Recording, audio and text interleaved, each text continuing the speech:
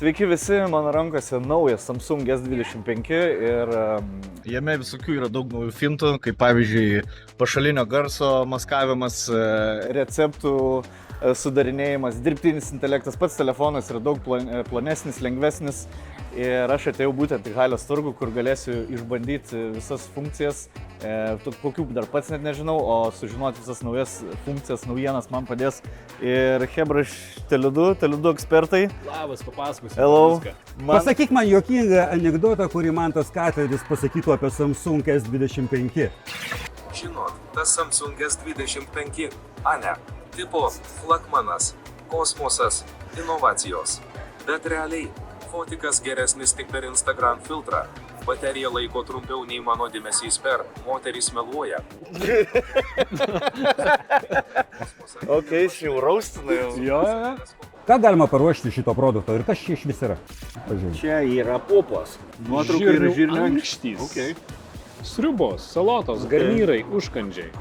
Geras. Gerai, mes ištyrėm tik vieną funkciją. Ką dar turi? Ką dar turi? Gali piešti. Aš norėčiau pamatyti žirgą su kardu ant dviejų kojų stovint. Geras, sproj kamerą. Nice. Važiuojam.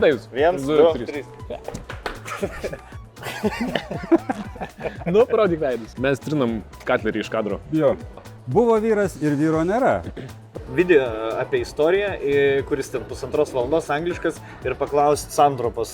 Nu va, video ATR Respublika, 22 minutės. Apibendrink šį video, ištraukdamas svarbiausias datas ir papasakok apie jį trumpai. Į Lenkijos ir Lietuvos sandraugos sukūrimą. Jame pasakojama apie sandraugos istoriją.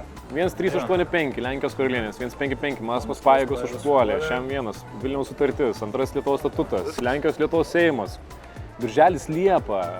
Žinai, kaip čia tų datų 14. Aš to galiu pabandyti per piešt plaukus, pažiūrėk. Germano. Jisai išradingas, kartais labai kitaip padaro.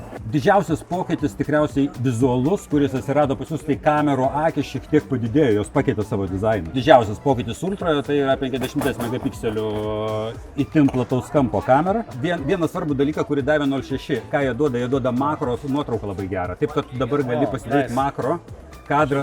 Matosi labai neužšvies, nes paprastais buvo su 0.6, kur backgroundas toksai šviesėja, biškai. Jo, o dabar jisai nesikeičia. Jisai įgijo labai gerą makrą, nes 0.6 leidžia turėti geresnį makro vaizdą. Na, čia didžiausias galbūt toksai fizinis pokytis, tačiau pokyčiai visi atsirado pagrindinėje viduje.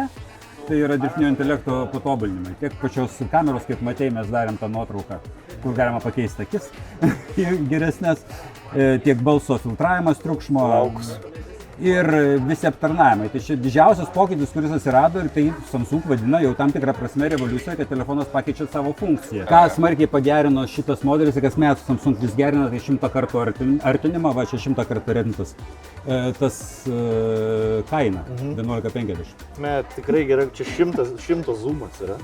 Ir dabar atsisuk, parodyk tą mažą skaičiuką. Nu, visai netoks ir mažas, aišku, bet... Nu, aš prastai žiūriu. Ką Samsungas padarė, tai dirbtinį intelektą įdėgė taip, kad, na, iki šiol taip nebuvo. Mažą nepasirodys. Jo.